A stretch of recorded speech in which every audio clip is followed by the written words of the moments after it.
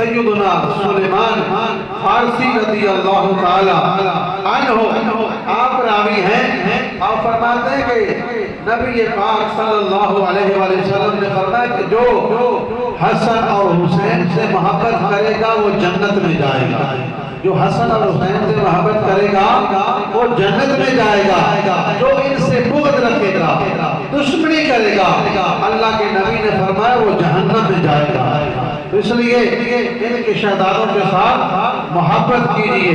हज़रत अली शेर खुदा खुद रावी हैं, नबी पाक सल्लल्लाहु अलैहि वसल्लम ने एक दिन एक हाथ में हसन को पकड़ा, दूसरे हाथ में हुसैन को पकड़कर फरमाया कि मौला मैं इनसे मोहब्बत करता हूँ, इनके बाप अली से भी मोहब्बत करता हूँ, इनकी माँ फातिमा से भी मोहब्बत करता हूँ। मेरे मौला जो हसन हुसैन से मोहब्बत करे, जो इनकी माँ फातिमा से मोहब्बत इजहार करे, या इनके बाप मौला अली शेर